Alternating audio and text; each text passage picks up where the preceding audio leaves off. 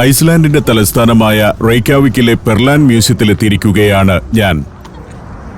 Wonders of Iceland എന്നാണ് വിശേഷണമെങ്കിലും പെർലാൻ ഒരു natural history മ്യൂസിയമാണ്. ഐസ്ലാൻഡിന്റെ ലക്ഷക്കണക്കിന് വർഷങ്ങൾ മുൻപ് മുതൽ ഇന്നുവരെയുള്ള എവല്യൂഷന്റെ കഥകളാണ് ഇവിടെ വിശദീകരിക്കുന്നത്. വിശാലവും ഗംഭീരവുമായ ഒരു മ്യൂസിയം. ഇവിടേക്ക് എത്തുമ്പോൾ തന്നെ നമുക്കൊരു ഓറിയന്റേഷൻ തരും. ഓരോ ഫ്ലോറിലും എന്തൊക്കെയാണ് കാഴ്ചകൾ, ഓരോരുത്തരും തനിച്ചുപോയി കാണേണ്ട കാഴ്ചകൾ, എന്തൊക്കെ ഷോകൾ എപ്പോഴൊക്കെയാണ് എന്നെല്ലാം പറഞ്ഞു തരുന്നുണ്ട്. പാറക്കെട്ടുകളിൽ പക്ഷികൾ വന്നിരിക്കുന്നതുവരെ ഭംഗിയായി അവതരിപ്പിച്ചിരിക്കുന്നു. എന്തൊരു പെർഫെക്ഷനാണ്! ഐസ്ലാൻഡിൽ കാണുന്ന പലതരം പക്ഷികളാണിത്. പെൻഗ്വിൻ പോലുള്ള പക്ഷികൾ, ഹിമക്കരടി എന്നിങ്ങനെ പലതിനെയും സ്റ്റഫ് ചെയ്തും ഇവിടെ വെച്ചിട്ടുണ്ട്. സുന്ദരനായ ഒരു ഹിമക്കരടി ജീവനില്ലാതെ ഇവിടെ എങ്ങനെ നിൽക്കുന്നുണ്ട്. അവനെ കാണുമ്പോൾ ഓമനിക്കാൻ തോന്നും. എന്നാൽ ശരിക്കും ഹിമക്കരടിയുടെ മുന്നിൽ അകപ്പെട്ടാൽ ഈ കാണുന്ന പോലെ ശാന്തനൊന്നുമായിരിക്കില്ല അവൻ.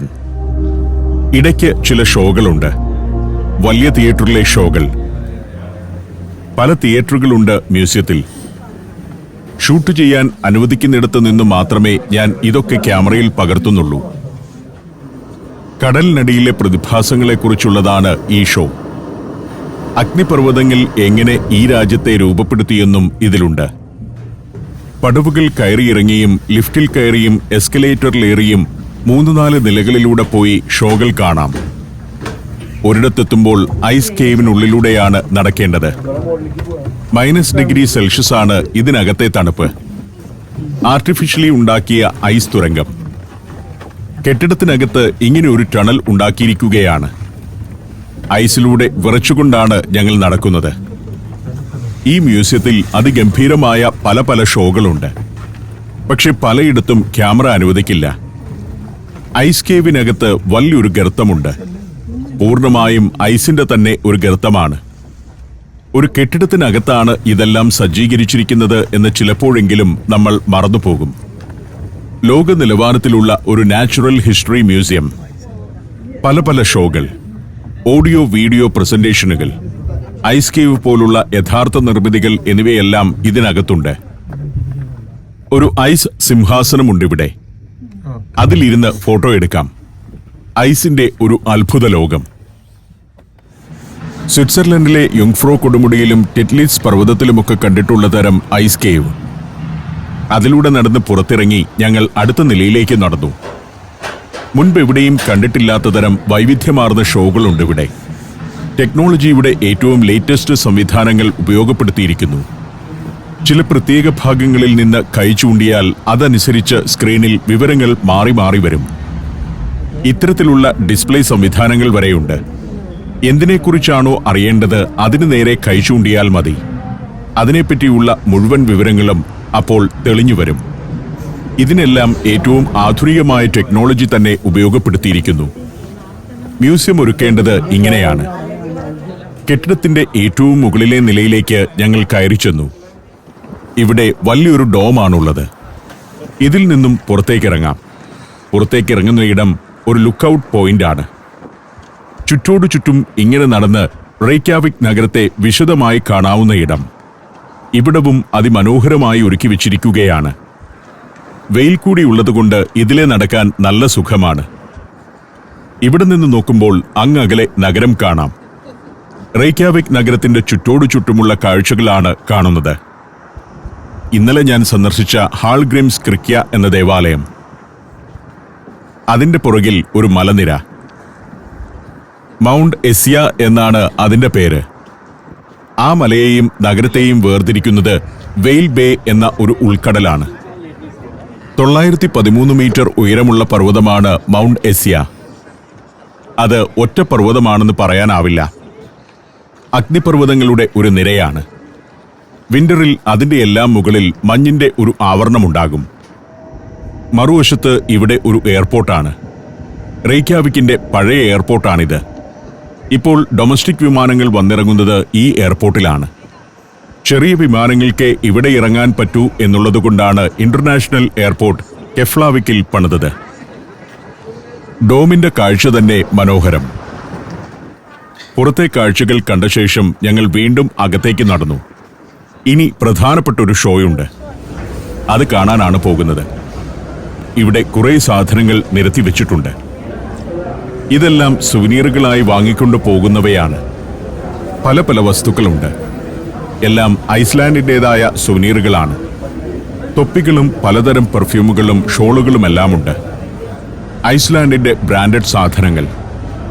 ഇവിടെ ഒരു കോഫി ഷോപ്പും ഒരുക്കി വെച്ചിട്ടുണ്ട്. ഞങ്ങൾ ഷോ കണ്ടു. അവിടെ ക്യാമറ അനുവദിക്കാത്തതുകൊണ്ട് അത് ഷൂട്ട് ചെയ്തില്ല. ഗംഭീരമായ ഒരു ഷോയായിരുന്നു. മ്യൂസിയത്തിൽ നിന്ന് പുറത്തേക്കിറങ്ങി. ഒരു ഐമാക്സ് തിയേറ്ററിനകത്തായിരുന്നു ഷോ. കാണികളുടെ അടിയിലും മുകളിലും ചുറ്റുമെല്ലാം സ്ക്രീനാണ്. പുറത്തേക്കിറങ്ങി ചെല്ലുമ്പോൾ ഇവിടെ ഒരു ശില്പമുണ്ട്. സഞ്ചാരം ഗ്രൂപ്പിലെ ജോസഫ് ഏട്ടൻ അതിനിടയിൽ പോയി നിന്ന് ഒന്ന് പോസ്റ്റ് ചെയ്തു. തൃശൂരിലെ സ്വർണ്ണ ബിസിനസ്സുകാരനാണ് ജോസഫ് ഏട്ടൻ. ഡാൻസ് എന്ന ശില്പമാണിത്. പോൾ ബിയോർഗ് പോൾസ് ഡോട്ടിർ എന്ന ശില്പി 1970 നിർമ്മിച്ച ശില്പമാണ്.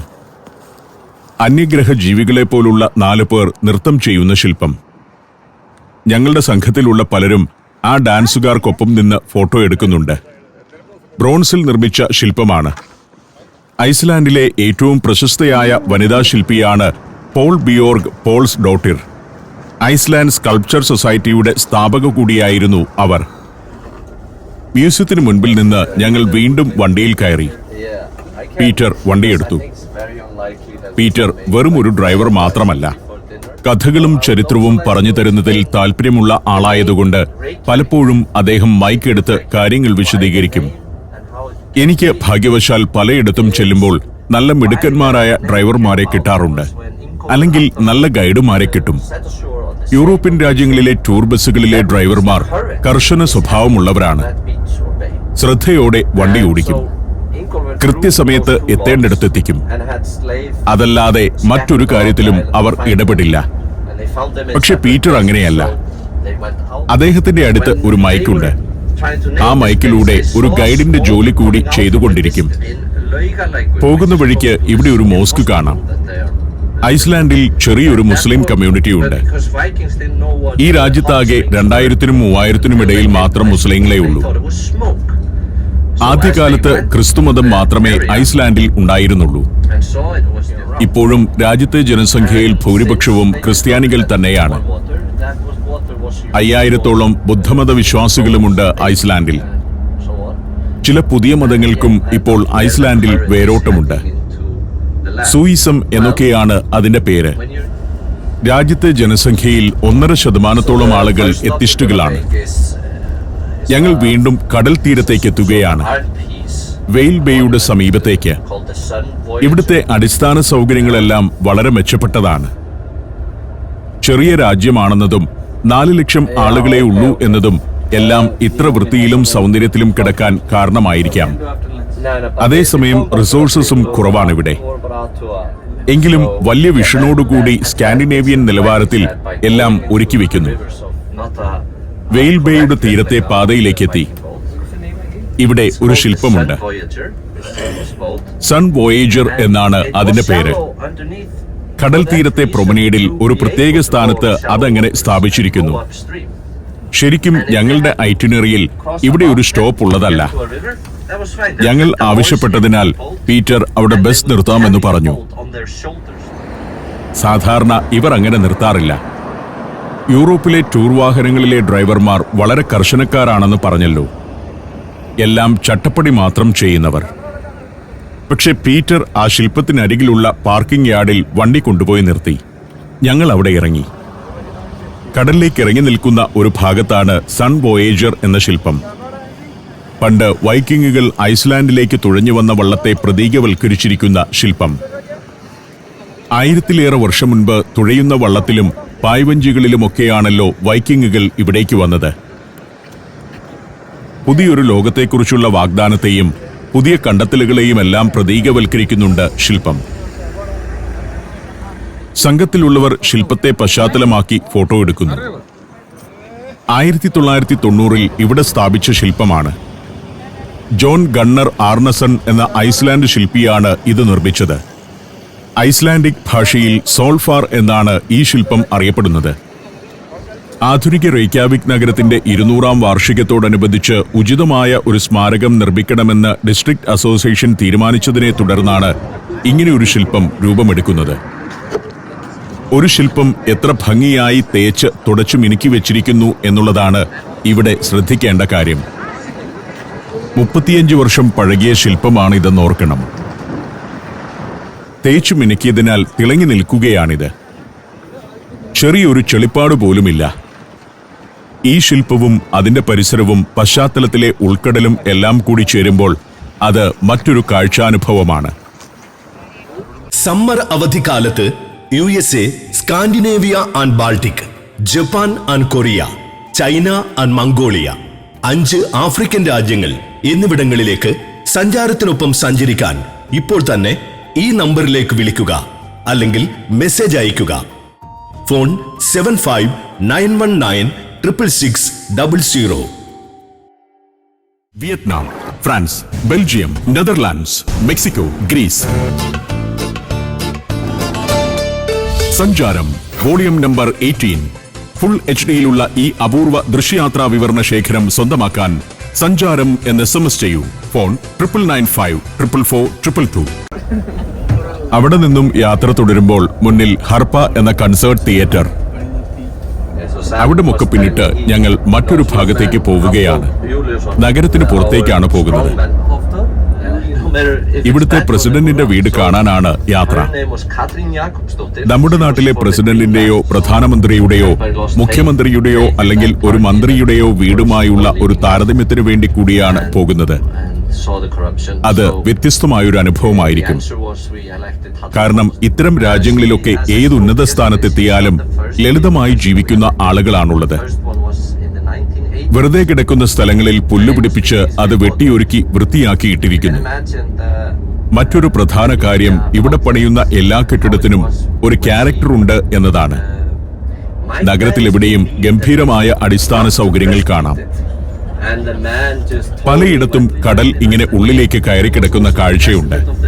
കടൽ തീരം വരെ ചെന്നെത്തി നിൽക്കുന്ന പച്ച പുൽമേടുകൾ. മറ്റൊരു പ്രധാന കാര്യം ഇവിടെയൊന്നും കറണ്ട് കമ്പി കാണുന്നില്ല എന്നതാണ്. സ്ട്രീറ്റ് ലൈറ്റുകളും അതിന്റെ പോസ്റ്റുമൊക്കെയുണ്ട്.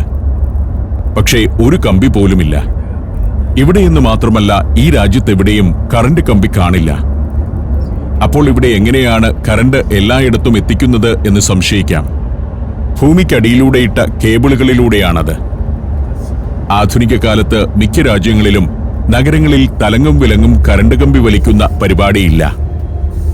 അടുത്തിടെ ഞാൻ ആഫ്രിക്ക സന്ദർശിച്ചപ്പോൾ സിംബാബ്വേയിലെ വിക്ടോറിയ ഫാൾ സിറ്റിയിൽ പോലും പോസ്റ്റുകളിൽ വലിച്ച കറണ്ട് കമ്പി കണ്ടിരുന്നില്ല. വൈദ്യുതി വിതരണം ഭൂമിക്കടിയിലൂടെ ആക്കുന്നതിലൂടെ നഗരത്തിന് പ്രത്യേകമായൊരു വൃത്തി കൈവരുന്നുണ്ട്. നമ്മളാകട്ടെ ഇപ്പോഴും അങ്ങനെ ഒരു കാര്യം ചിന്തിച്ചു തുടങ്ങിയിട്ട് പോലുമില്ല. ഇവിടെയെല്ലാം വസിക്കുന്നത് സമ്പന്നരാണെന്ന് ആ വീടുകൾ കാണുമ്പോൾ അറിയാം. ദരിദ്രരുടെ വീടുകൾ ഒരിടത്തും കാണില്ല. ഇപ്പോൾ അങ്ങകലെ ഒരു ഉൾക്കടലിന്റെ മറുകരയിൽ 3 കെട്ടിടങ്ങൾ കാണുന്നുണ്ട്. വെളുത്ത പെയിന്റടിച്ച ഭിത്തിയും ചുവന്ന ഓടിട്ട മേൽക്കൂരയുമുള്ള കെട്ടിടങ്ങൾ. അതാണ് പ്രസിഡന്റിന്റെ വീടെന്ന് പീറ്റർ പറഞ്ഞു തന്നു. നടുവിൽ നിൽക്കുന്നതാണ് പ്രസിഡന്റ് താമസിക്കുന്ന വീട്. അതിന്റെ മുന്നിൽ കാണുന്നത് പ്രസിഡന്റിന്റെ പള്ളിയാണ്. വലതുവശത്ത് അങ്ങേയറ്റത്ത് കാണുന്നതാകട്ടെ ഗസ്റ്റ് ഹൗസും. അവിടേക്ക് നമുക്കും പോകാം. അപ്പോൾ എനിക്ക് സംശയമായി, വെറുതെ അങ്ങ് ഓടിച്ചെന്ന് കയറാൻ പറ്റുമോ? ഒരു രാജ്യത്തിന്റെ പ്രസിഡന്റിന്റെ വീടാണല്ലോ. വീടിനകത്തേക്ക് കയറാൻ പറ്റില്ലായിരിക്കാം. എങ്കിലും മുറ്റത്ത് വരെ പോകാം. പ്രസിഡന്റിന്റെ വീട്ടിലേക്കുള്ള പാതയാണ് ഇത്. എത്ര മനോഹരമാണ് ഇവിടമെല്ലാം എന്ന് കാണുക. പുൽമേടും മരങ്ങളില്ലായ്മയും തന്നെയാണ് ഇതിന്റെ സൗന്ദര്യം. വൃക്ഷസമൃദ്ധി മാത്രമല്ല പ്രകൃതി സൗന്ദര്യത്തിന്റെ കാരണമെന്ന് നമ്മളെ പഠിപ്പിക്കുന്ന നാടാണ് ഐസ്ലാൻഡ്. പാതയിലൂടെ വന്ന് ആദ്യം കയറി ചെല്ലുന്നത് പള്ളിയുടെ മുറ്റത്തേക്കാണ്. ഇവിടം വരെ മാത്രമേ ബസ് പോവുകയുള്ളൂ. പീറ്റർ ബസ് ഒന്ന് വട്ടം കറക്കി പുൽമേടിന്റെ അരികിൽ കൊണ്ടുചെന്ന് നിർത്തി. അതാണ് വീട്ടിലേക്കുള്ള ഗേറ്റ്. അതിനു സമീപം ഞങ്ങൾ ഇറങ്ങി. സ്വച്ഛസുന്ദരമായ ഒരു സ്ഥലത്തേക്കാണ് വന്നിറങ്ങിയിരിക്കുന്നത്. ഇവിടെ വമ്പൻ മതിലോ പോലീസ് കാവലോ പട്ടാളത്തിന്റെ പോസ്റ്റോ ഒന്നുമില്ല. അതാണ് ഏറ്റവും ശ്രദ്ധേയമായ കാര്യം.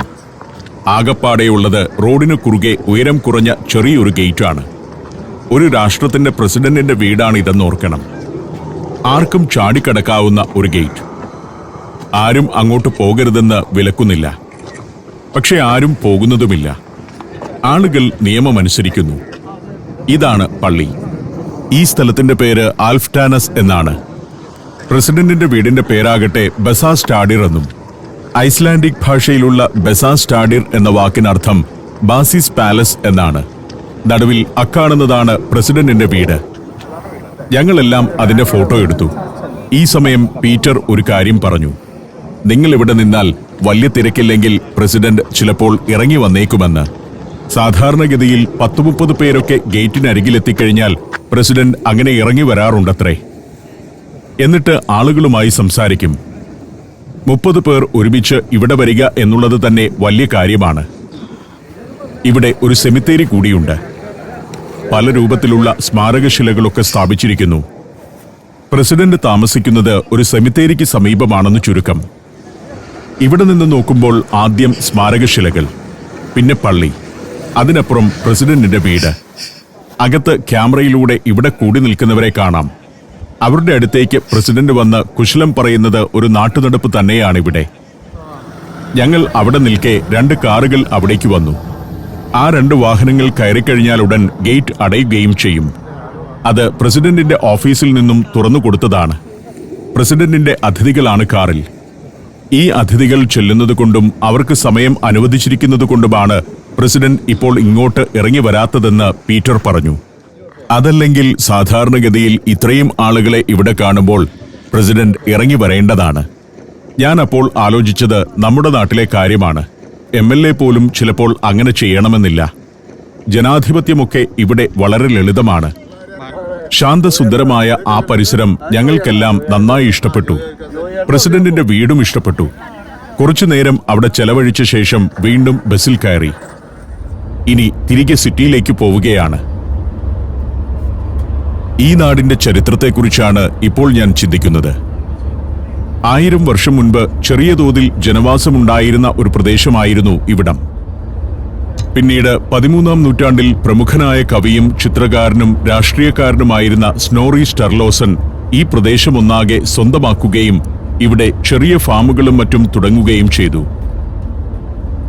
ഐസ്ലാൻഡിനെ നോർവേയുടെ സ്വാധീനത്തിൽ നിന്നും പുറത്തു കടത്താൻ ശ്രമിച്ചയാളാണ് സ്നോറി. അതേ തുടർന്ന് നോർവേയുടെ രാജാവിന്റെ ആളുകളെന്ന് പറയപ്പെടുന്ന ഒരു സംഘം അദ്ദേഹത്തെ കൊലപ്പെടുത്തുകയാണുണ്ടായത്. 1941 മുതൽ ഐസ്ലാൻഡിന്റെ പ്രസിഡന്റുമാർ ബസാസ്റ്റാഡിറിലാണ് വസിക്കുന്നത്. ഹല്ല ടോം സ്റ്റോട്ടിർ എന്ന ഐസ്ലാൻഡിക് ബിസിനസ് വുമണാണ് ഇപ്പോൾ ഈ രാജ്യത്തിന്റെ പ്രസിഡന്റ്. 2024 അവർ ഐസ്ലാൻഡിന്റെ 7ാമത്തെ പ്രസിഡന്റായി സ്ഥാനമേറ്റത്. ഐസ്ലാൻഡിലും അമേരിക്കയിലുമായി വിദ്യാഭ്യാസം പൂർത്തിയാക്കിയ ഹല്ല ദ ബി ടീം എന്ന ബിസിനസ് ഫേമിന്റെ ചീഫ് എക്സിക്യൂട്ടീവ് ആയിരുന്നു. അരിസോണ സ്റ്റേറ്റ് യൂണിവേഴ്സിറ്റിയിൽ നിന്നും ബിസിനസ് അഡ്മിനിസ്ട്രേഷനിൽ മാസ്റ്റർ ബിരുദം കരസ്ഥമാക്കിയിട്ടുണ്ട് അവർ. 2016 അവർ ആദ്യമായി പ്രസിഡന്റ് സ്ഥാനത്തേക്ക് മത്സരിക്കുന്നത്. സ്വതന്ത്രയായിട്ടായിരുന്നു മത്സരം. അന്ന് 27% വോട്ട് നേടി. 2024 ഇലക്ഷനിൽ ഹല്ല തന്റെ പ്രചാരണ ശൈലി ഒന്ന് മാറ്റി. സോഷ്യൽ മീഡിയയെ പൂർണ്ണമായും ഉപയോഗപ്പെടുത്തിക്കൊണ്ടായിരുന്നു ഇത്തവണത്തെ പ്രചാരണം. യുവജനക്ഷേമം, ടൂറിസം എന്നീ രംഗങ്ങളിലെ വികസനമാണ് പ്രധാനമായും പ്രചരണ ആയുധമാക്കിയത്. അത് ഫലം കണ്ടു. മറ്റു സ്ഥാനാർത്ഥികളെയെല്ലാം പിന്നിലാക്കി ഹല്ല പ്രസിഡന്റ് സ്ഥാനം ഉറപ്പിച്ചു. 2024 അവസാനത്തിൽ നടന്ന ഒരു സർവേയിൽ ഐസ്ലൻഡുകാരിൽ ഭൂരിഭാഗവും ഹല്ലായുടെ ഭരണത്തിൽ സംതൃപ്തരാണെന്നാണ് വ്യക്തമാക്കിയത്. കാര്യം ഇങ്ങനെയൊക്കെയാണെങ്കിലും പ്രസിഡന്റിന് രാജ്യത്തിന്റെ ദൈനംദിന ഭരണത്തിൽ വലിയ റോളൊന്നുമില്ല. പ്രധാനമന്ത്രിയാണ് ഗവൺമെന്റിന്റെ ഏറ്റവും തലപ്പത്തുള്ളത്. മൾട്ടി പാർട്ടി സിസ്റ്റമുള്ള ഒരു പാർലമെന്ററി റെപ്രസെന്റേറ്റീവ് ഡെമോക്രാറ്റിക് റിപ്പബ്ലിക്കാണ് ഐസ്ലാൻഡ്. ഈ നഗരത്തിൽ കണ്ടംപററി ശൈലിയിലുള്ള നല്ല രസകരമായ കെട്ടിടങ്ങളുണ്ട്. അതുകൂടാതെ ചരിത്രമുള്ള പഴയ കെട്ടിടങ്ങളെ ഇവർ അതേപടി സംരക്ഷിക്കുന്നുമുണ്ട്. അങ്ങകലെ ഒരു വീട് കാണാം. അത് ഹോഫ്ഡി ഹൗസ് എന്നാണ് അറിയപ്പെടുന്നത്. ഒരു പ്രൊട്ടക്റ്റഡ് മോണ്യുമെന്റ് ആണ് ഹോഫ്ഡി ഹൗസ്. 1909 നിർമ്മിച്ച കെട്ടിടം. അന്നിവിടെ ഉണ്ടായിരുന്ന ഫ്രഞ്ച് കോൺസുലിനു വേണ്ടിയാണ് അത് പണിതത്. നഗരത്തിൽ ഒരിടത്ത് പീറ്റർ ബസ് കൊണ്ടുചെന്ന് നിർത്തി. ഞങ്ങളെല്ലാവരും അവിടെ ഇറങ്ങി. ലഞ്ചിനുള്ള സമയമായിരിക്കുന്നു.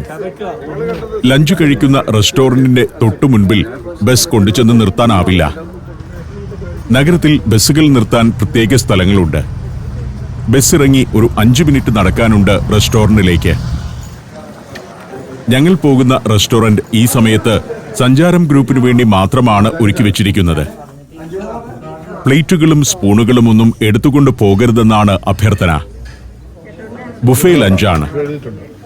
സഞ്ചാരം ടൂറുകളിൽ കൂടുതലും ബുഫേ ആയിരിക്കും ഒരുക്കുക. ചില സമയത്ത് സെറ്റ് മെനുവും ഉണ്ടാകും. ഇവിടെ ചിക്കനും മറ്റു നോൺ വെജ് ഐറ്റംസും എല്ലാം യഥേഷ്ടമുണ്ട്. സലാഡുകൾ, പലതരം സൈഡ് ഡിഷുകൾ, സൂപ്പുകൾ വേറെ. നോൺ വെജിൽ മാംസവും മത്സ്യവുമുണ്ട്. വെജുകാർക്കും നോൺ വെജുകാർക്കുമെല്ലാം യഥേഷ്ടം വിഭവങ്ങളുണ്ട്. വിദേശ രാജ്യങ്ങളിൽ, പ്രത്യേകിച്ച് പാശ്ചാത്യ നാടുകളിൽ നോൺ വെജുകാർക്കാണ് കൂടുതൽ വിഭവ വൈവിധ്യം. അതുകൊണ്ട് തന്നെ ഗ്രൂപ്പിൽ വെജുകാർ ഉണ്ടെന്നറിയുമ്പോൾ സംഘാടകർക്ക് ഒരു ടെൻഷനാണ്. ഞങ്ങൾ ആ ഉച്ചനേരം ഗംഭീരമായ ലഞ്ചിനാൽ ആഘോഷമാക്കി.